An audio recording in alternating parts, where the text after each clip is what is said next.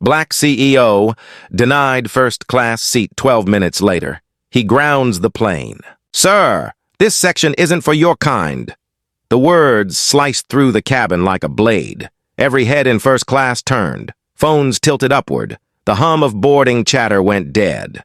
Darius Cole looked up from his tablet, blinking once. He was dressed in a charcoal hoodie and black jeans. A travel look, more streetwear than executive. To the young flight attendant standing over him, he didn't look like the CEO of a tech company worth $8 billion. "Excuse me," Darius said, his tone calm. The attendant badge, reading Melissa, crossed her arms. "First class is reserved for premium passengers. Your seat should be in coach." The air tightened. Gate 47, Hartsfield-Jackson Airport, Atlanta. Tuesday afternoon. Darius lifted his phone screen, displaying his ticket. Seat 2A. Paid. Confirmed. Melissa tilted her head, scanning the barcode with exaggerated care. "That can't be right," she said finally. "Maybe you meant 22A. Her colleague, a younger man at the galley door, smirked. "Happens all the time?" he muttered. Darius stayed still, his voice even. "No, it doesn't." Across the aisle, a white couple whispered loud enough for everyone to hear. "He's probably trying to sneak up front," the woman said. Melissa's smile turned thin. "Sir, please don't make this difficult. We're preparing for departure." The cameras started rolling.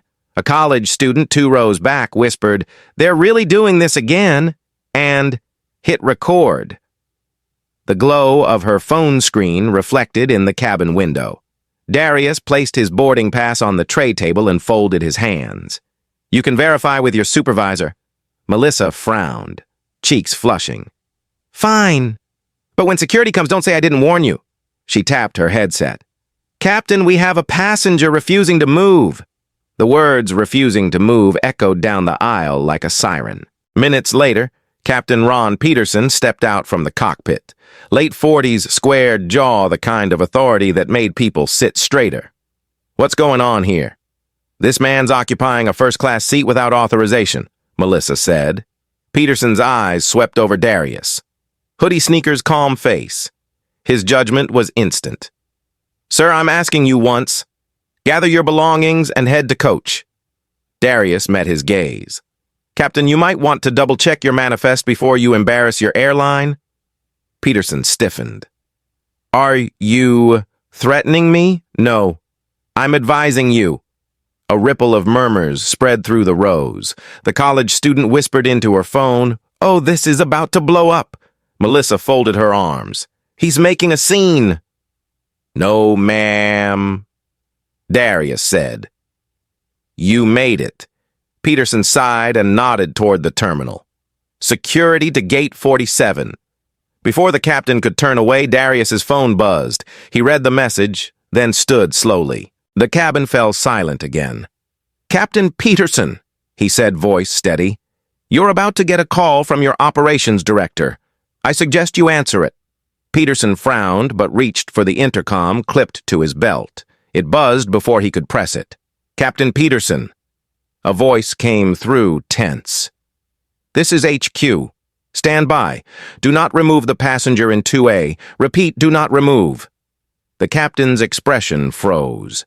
The attendants exchanged confused glances. Darius slid his tablet into his bag. "I'm not just a passenger," he said quietly. "I'm the founder of the company that owns the network handling your flight operations. Every second you waste costs me money." Peterson's throat tightened. "Mr. Cole." Darius raised a hand. "Relax. I'm not angry. Just disappointed." He tapped his phone again. "Your crew training module on discrimination will be updated tomorrow.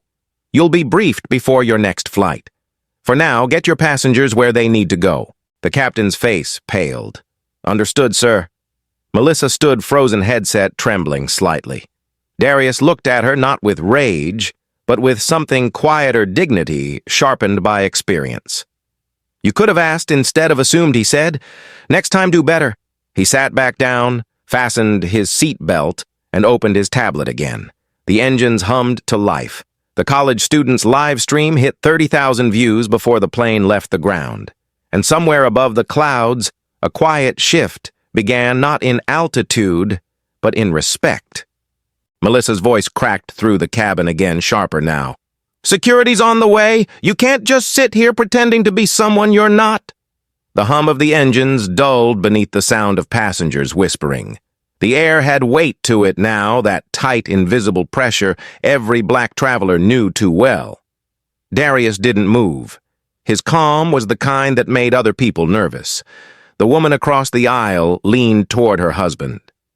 "Why doesn't he just listen?" she said loud enough for him to hear.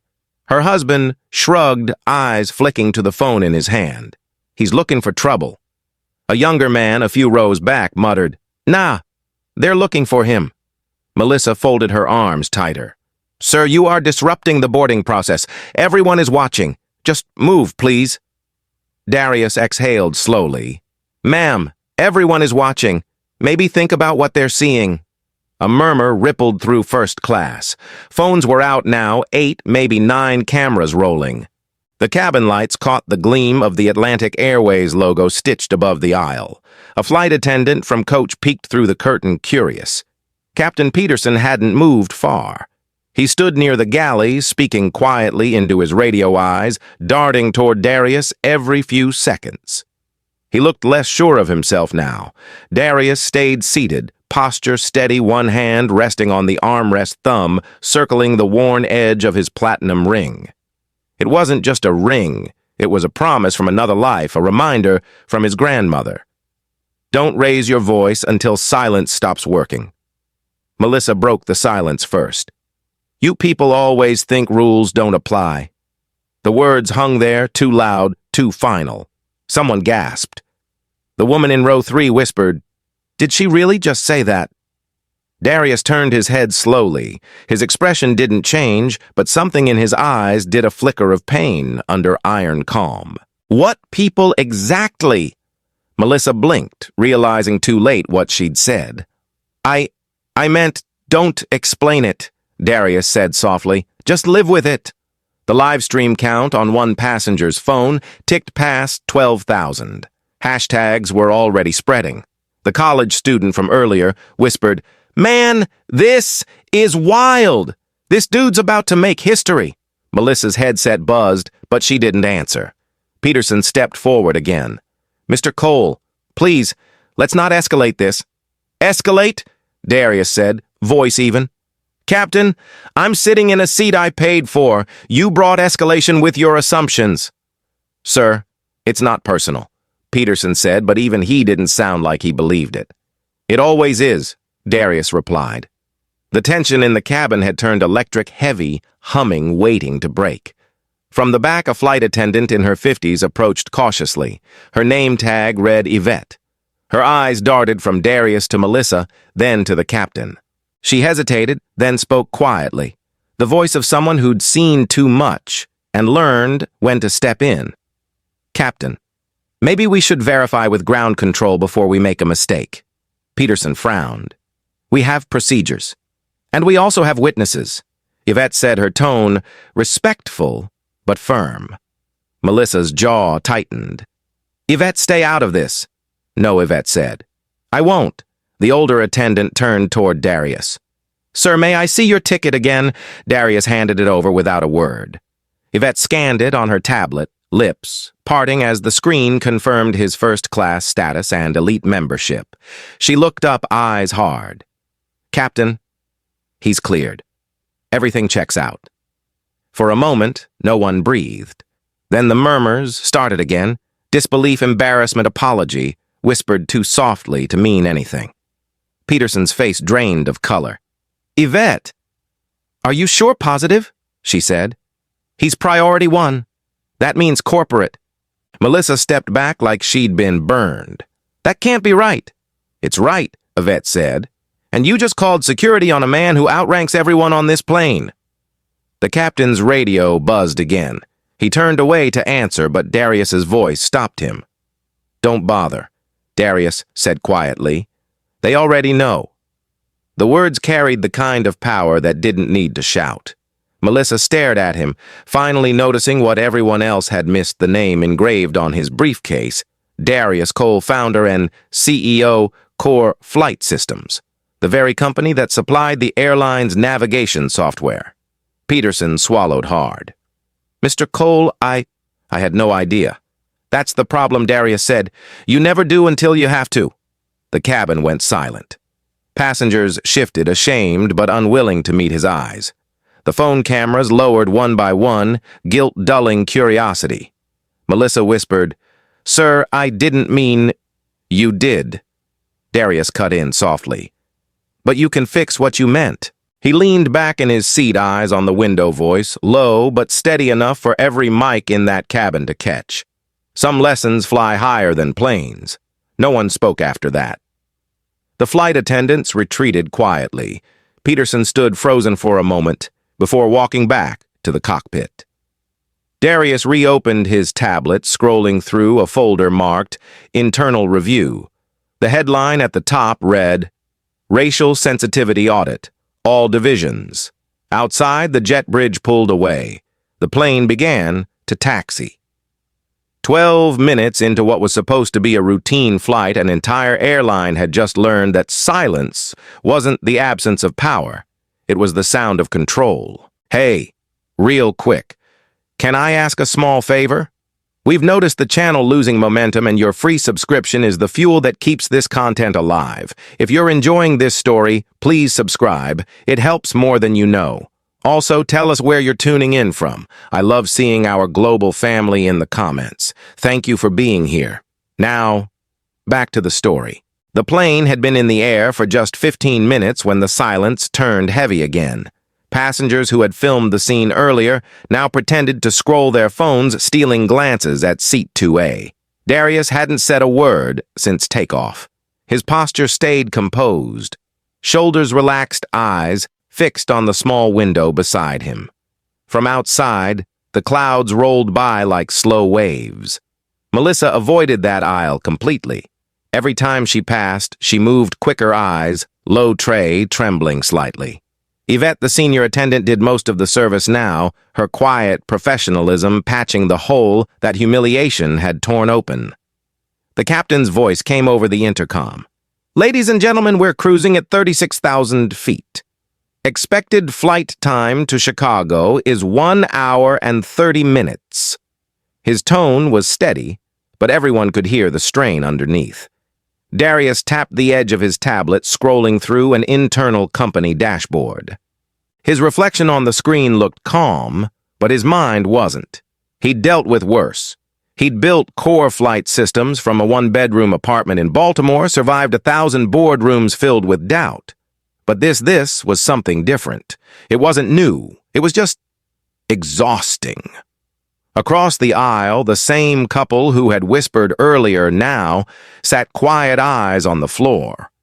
The college student in row 4 gave him a small nod, the kind that said, "We saw you."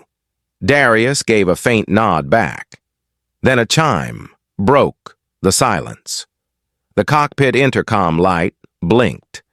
Yvette moved forward to answer, listening closely before looking toward Darius. "Mr. Cole," she said gently, "the captain would like to speak with you for a moment if you're willing." Darius glanced up. "He can come here." Yvette hesitated. "He's asking privately, sir." A long pause. Then Darius unbuckled his seatbelt and stood. The cabin fell silent again as he walked toward the cockpit door, his calm footsteps echoing louder than they should have. Inside, Captain Peterson stood with his hat in his hands, face tight with regret. "Mr. Cole, I owe you an apology." You already made your assumptions," Captain Darius said, voice low but clear. "What's left is how you correct them." Peterson nodded, swallowing hard. Corporate called. They confirmed your identity. The entire control tower knows what happened. I'm deeply sorry.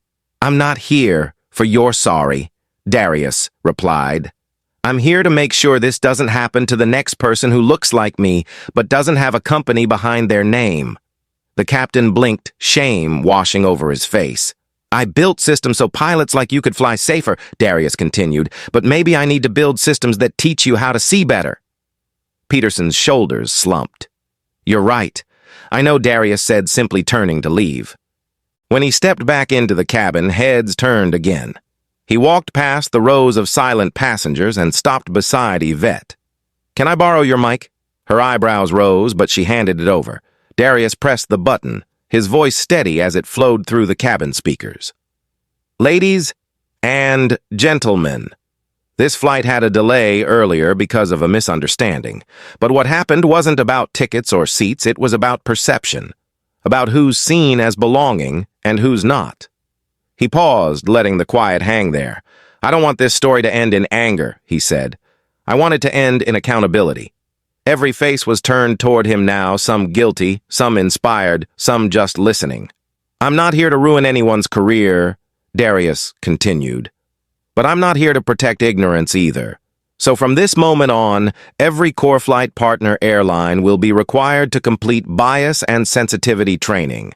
That's effective today. You'll read about it before this flight even lands." A few people gasped. Melissa froze near the galley, her eyes wide, mouth slightly open. Darius handed the mic back to Yvette and sat down again, calm as ever. The student in row 4 whispered, "That man just changed airline policy mid-air." The older couple across the aisle finally spoke. The woman leaned forward slightly. "Sir, we're sorry." Darius looked at her, then nodded once. "Be better. That's apology enough." Outside, the light shifted golden, now cutting across the clouds, like a promise. Yvette approached quietly and placed a fresh cup of coffee on his tray. "On the house, Mr. Cole," she said. "For the turbulence you didn't cause." Darius smiled faintly. "Thank you, Yvette. You handled yourself with grace." The intercom clicked again, and the captain's voice filled the cabin. "Ladies and gentlemen, we'll be making an unscheduled stop back in Atlanta due to a crew change. We apologize for the inconvenience." The passengers exchanged confused looks. Darius didn't react. He just looked out the window again as the plane began to turn the horizon, shifting beneath them.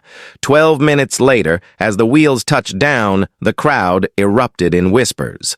Melissa was escorted off the aircraft without a word, her headset dangling from her fingers. The college student's phone buzzed. Her stream had hit 1 million views. The headline flashed across screens nationwide within the hour. Black CEO grounds plane sparks change after onboard discrimination. And for once, Darius didn't feel the need to explain himself. Sometimes justice didn't need noise. Sometimes it just needed altitude. The runway lights at Hartsfield-Jackson glowed orange against the dusk as the plane rolled to a slow stop. The engines faded, but the tension still buzzed in the air like static. Darius remained in his seat, calm as always, though the quiet in the cabin carried a weight everyone could feel. Passengers whispered behind cupped hands. Someone muttered, "They really grounded the plane for him." Another answered softly, "He didn't ground it. He owned it." Melissa sat near the galley, head lowered, staring at her trembling hands. Her badge was gone. Yvette stood by the door, headset pressed to one ear as she listened to instructions from the ground crew. The captain hadn't spoken since the announcement. Then a soft chime sounded. A new voice came over the intercom, smooth, measured, and unmistakably corporate. "Good evening, passengers. This is Alan Roberts, Chief Operations Officer for Atlantic Airways. We appreciate your patience as we resolve an urgent personnel issue. Please remain seated." Every phone in the cabin went up again. The feed from Seat 3B's live stream had already hit 2 million views. Darius closed his eyes for a brief second. This wasn't about going viral. It was about what came after. He unbuckled his seatbelt and stood. The cabin went still. He didn't raise his voice. He didn't have to. "Captain Peterson," he said evenly, "I believe this is where we part ways." The captain rose slowly from his seat at the cockpit door, his expression pale. "Mr. Cole?" "Aye." Darius lifted a hand. "Save it. You've done enough." From the jet bridge, 2 corporate officials stepped aboard. Their navy suits and tight expressions made it clear this wasn't standard protocol. One of them, a woman with a clipboard, nodded toward Darius. "Mr. Cole, sir, we've been briefed. We'll handle this." Darius shook his head. "No, you won't handle it. You'll fix it. The woman hesitated, understood. Melissa's voice cracked from the galley. Sir, please. I didn't mean. Darius turned, his tone still level but cold. You meant every word. You just didn't mean to get caught. Her eyes welled up. I was just following what I thought. Exactly, he cut in softly. What you thought. That's the problem. He turned toward the captain. Captain Peterson. As of this moment, you're relieved from command of this flight pending review. Peterson froze.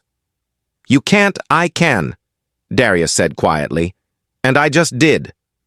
Atlantic Airways is a core flight partner, which means your clearance and your license operate on my systems. This plane doesn't leave the ground under anyone's authority but mine. The cabin erupted in hushed gasps. Peterson's face flushed red. You're making a scene. Darius's eyes didn't waver. No, Captain. You made it 30 minutes ago when you judged me by my skin before you ever looked at my credentials. Yvette stepped forward slightly, her voice calm but firm. Sir, maybe we should. It's okay, Darius said softly, glancing her way. You've done your part. You stood up when it mattered. The ground crew was waiting by the door now. Peterson looked toward them, then back at Darius, his pride shrinking under the weight of every phone camera still recording. Finally, he removed his hat and nodded stiffly. Understood, Mr. Cole. Darius gave a single nod. Good. Walk off with dignity. That's the one thing you can still control. Peterson walked down the aisle, slowly every step, echoing through the cabin. When the door closed behind him, the silence was thick enough to cut. Darius sank back into his seat. For the first time that day, he allowed himself to breathe. The hum of the air system returned, soft and steady. A few rows back, someone whispered, "He really fired the pilot midair." Another replied, "Nah." He grounded a system that needed grounding. The college student who had streamed the incident earlier looked up from her phone. "Mr. Cole," she said softly. "Thank you." Darius looked over, a faint smile crossing his face. "Don't thank me," he said. "Thank the truth. It just landed before we did." The corporate officer cleared her throat. "Mr. Cole, the new crew will be aboard shortly. Would you like to deplane first?" "No," he said. "Everyone's coming with me. This flight doesn't move until every passenger is treated like they belong here. That's my policy now." Applause broke out, not loud, not wild, but steady and real. Melissa turned away, shoulders shaking. Yvette set a hand gently on Darius's arm. "You changed something today?" she said quietly. He nodded. "That's the goal. Change doesn't come from shouting. It comes from staying seated when they tell you to move." Outside, the evening light faded over the runway. The plane door stayed open, fresh air cutting through the recycled tension. The smell of jet fuel and rain mixed with something lighter relief. As Darius leaned back and looked out the window, the city lights of Atlanta blinked beneath the clouds. He thought of his grandmother's words again. Hold your ground. Someday the ground will hold you back. Tonight the ground was listening. The next morning, the story was everywhere. Every local station ran the same headline, Black CEO grounds plane after racist incident, airline faces investigation. Clips from the passenger live stream looped on every social feed. Even national morning shows replayed the moment Darius Cole calmly told the captain to step aside. But Darius wasn't watching. He sat in his office on the 32nd floor of CoreFlight's Atlanta headquarters, coffee untouched eyes on the skyline. The phone on his desk buzzed, non-stop press. Inquiries, shareholder calls, even old classmates wanting a quote. He ignored them all. The door opened quietly. Yvette stepped in, dressed in her flight attendant uniform, but without the usual badge. "I thought you'd want this," she said, setting a sealed envelope on his desk. "Corporate's official apology. They're grounding the entire crew for review." Darius nodded slowly. "And you?" "They offered me a promotion. Yvette said with a faint, tired smile. Supervisor for crew training. They said you suggested it. I did, Darius replied. You kept your dignity when no one else did. I want that in leadership. She hesitated. Mr. Cole, yesterday, that was something else. You didn't just fix one flight, you shook the whole system. Darius leaned back in his chair. That system needed shaking. But it's not done yet. He opened his laptop, scrolling through the reports that had been waiting since dawn, messages from other passengers, employees, even pilots sharing their own stories. One read, "It happens every week, sir. Thank you for finally saying something." Another said, "Your calm changed how I see myself." The weight of it hit him harder than any headline. At 9:15 a.m., his assistant appeared in the doorway. "Mr. Cole, the Atlantic Airways Board is here for the emergency meeting." Darius closed his laptop and stood. "Let's make it count." The boardroom looked like every other corporate battlefield, polished oak table, chrome accents, a skyline view, pretending to be neutral ground. But today, it felt different. Everyone knew who held the power in the room. The airline's COO, Alan Roberts, stood first. "Mr. Cole, on behalf of the company, I want to express our regret for Stop." Darius interrupted, voice calm, but cutting. "This isn't about regret. It's about responsibility." Alan swallowed. Understood. Darius walked to the front of the room, hands in his pockets. "Yesterday's incident wasn't an accident. It was a symptom. You've got good people working for you, but a broken culture guiding them. So here's what's going to happen." He tapped the screen behind him, and a presentation flickered to life. Equity in the Skies Initiative. Effective immediately. Gasps echoed around the table. Every crew member from captain to custodian will undergo mandatory anti-bias and cultural competency training, Darius said. All hiring and promotion data will be made transparent, and any passenger complaint of discrimination will trigger direct review by core flight oversight. One board member frowned. "That's extreme." Darius smiled slightly.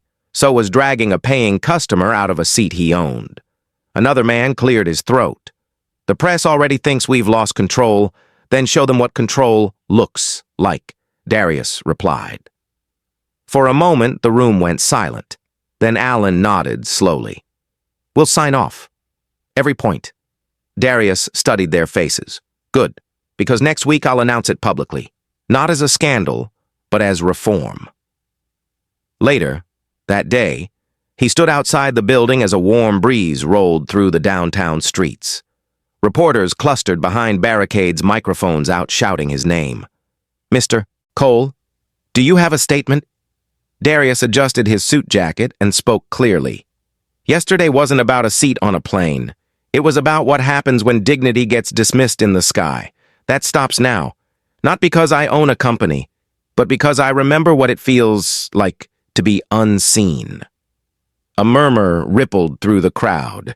Cameras flashed. He took a step closer to the microphones. "The change we're making today isn't revenge, it's restoration. We can't rewrite the past, but we can make sure no one ever has to explain their worth before they board a flight again." The reporters fell silent. Darius nodded, once turned and walked away as the city's noise swallowed the moment. That evening, back at home, he finally opened his phone. His social feed was flooded, people tagging him in videos, praising his composure, calling him the calm storm. But one comment stopped him. It was from a user named Black Traveler 83. "You didn't just stand up for yourself, brother. You stood up for all of us who ever had to smile through it." Darius smiled faintly. He closed the app and looked out his window at the planes streaking across the sunset. He thought of the young man in row 4, the woman who whispered, "Thank you," and Yvette's quiet strength. Some victories didn't roar. They just rose steady, grounded, unstoppable. And as the city lights came alive below, Darius whispered to himself, one flight at a time. 2 weeks later, Atlanta's sky looked the same bright, cloudless business as usual. But for Darius Cole, nothing felt the same anymore. He stood inside the glass atrium of the Core Flight headquarters, watching a group of young interns pass through security. Most were black-brown and first-generation college grads, faces lit with the kind of energy he used to have before the world taught him what waiting rooms really meant. The sound of footsteps broke his thoughts. Yvette appeared again, holding a folder. "The press is already at the auditorium," she said. "You sure you want to do this live?" Darius turned toward her, calm as ever. "If I don't say it myself, someone else will twist it. Let's do it right." Yvette nodded. "You always do?" He smiled faintly. "Trying to." They walked down the long hallway toward the stage, past framed photos of Core Flight's milestones, new contracts, safety awards, charity grants. Darius stopped at one picture near the end. It was a photo from his first year as CEO shaking hands with a group of new hires at the company's first diversity program. He'd meant every word that day. But somewhere along the way, he realized diversity without accountability was just decoration. Today was about fixing that. The auditorium lights dimmed. 100 journalists filled the seats' cameras, blinking like tiny stars. The event had been teased online for days. Core Flight announces major equity initiative. Darius stepped onto the stage. No teleprompter, no script. Just him, the mic, and a truth he'd carried for too long. "Good afternoon," he began. His voice filled the hall, measured steady, the same tone he'd used when grounding the plane that day. 2 weeks ago, I sat on a flight where my worth was questioned before my name was even checked. I didn't raise my voice. I didn't make threats. I let the truth do the work. A low murmur ran through the crowd. What happened on that flight wasn't just about one person's ignorance. It was about a system that lets bias hide behind professionalism. And that system exists in boardrooms, in classrooms, in airports all around us. He paused, letting the words settle. So, starting today, every Core Flight partner, every airline, airport, and travel company that uses our software will join a new program we're calling Ground Level. He gestured toward the screen behind him. A logo appeared, bold white letters against deep blue ground level, changing the altitude of equity. Ground level isn't just training, Darius continued. It's accountability.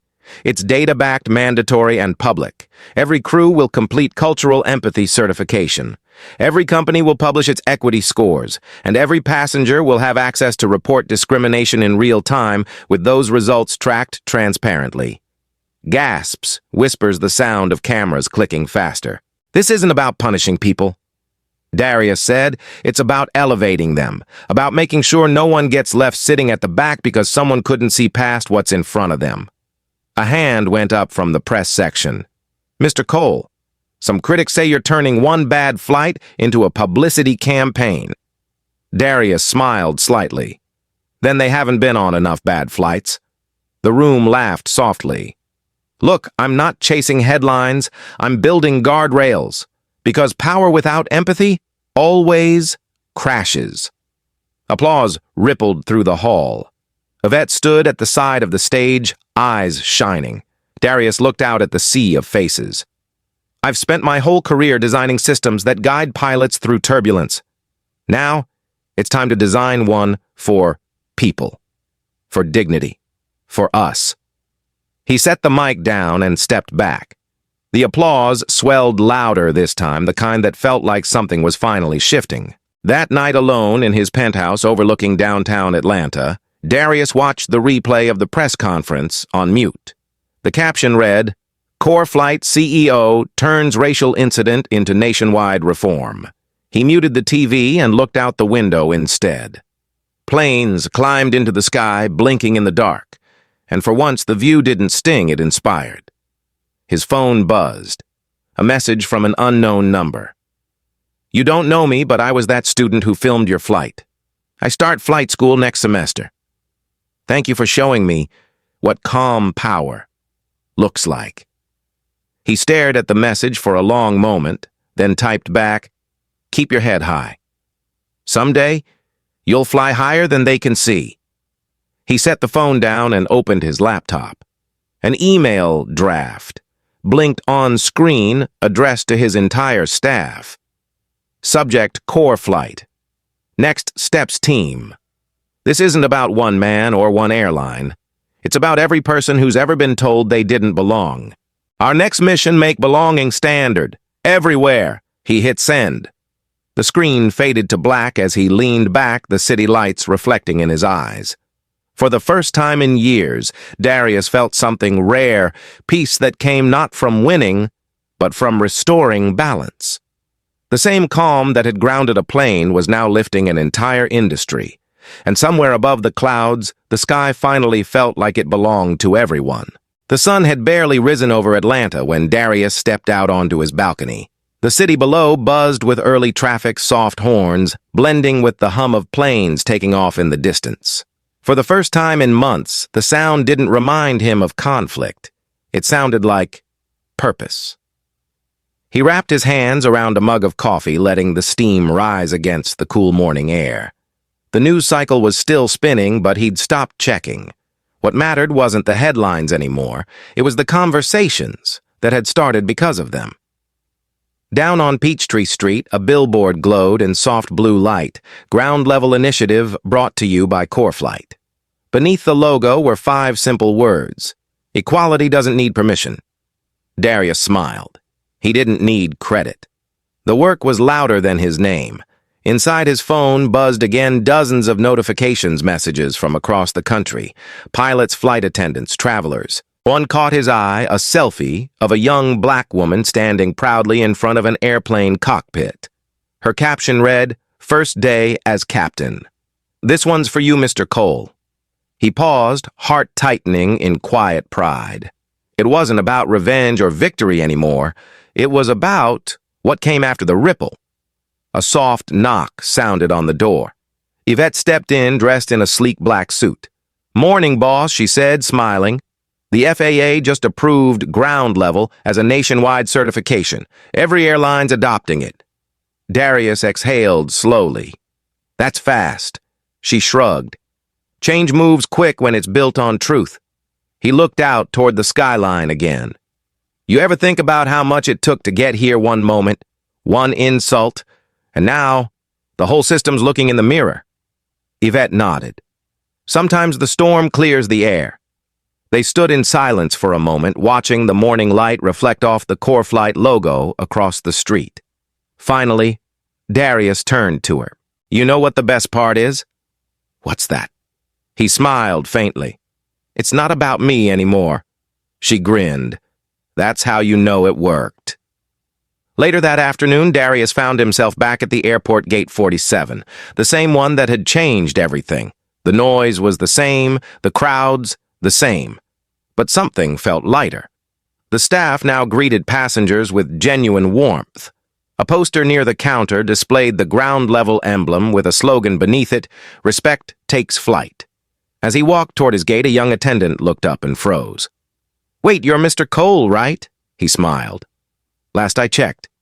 She extended a hand nervously. "I just wanted to say, thank you. I used to be scared to speak up when I saw things happen." "Not anymore." He shook her hand firmly. "Good. Keep that courage. That's how we stay in the sky." She laughed softly, and for a moment the world felt right. Darius boarded quietly, settling into seat 2A, his usual spot. The same position, the same view, but a completely different flight. Passengers chatted easily. The flight attendant offered him a glass of sparkling water and a respectful nod. "Mr. Cole, it's an honor to have you on board." He nodded. "It's an honor to be seen." As the plane lifted into the clouds, Darius looked out at the endless blue horizon. Somewhere out there, other flights were taking off under new rules, new awareness, new grace, and that he thought was worth every minute of turbulence. He closed his eyes, finally, at peace, the hum of the engines sounding like a hymn. If you've ever faced a moment where your worth was questioned, remember this: silence isn't weakness. Calm isn't surrender. Sometimes dignity is the loudest protest of all. And if stories like this speak to you, if they remind you that power can look like patience and change can sound like peace, make sure you subscribe and stay with us. Because there are more stories to tell and more skies to reclaim.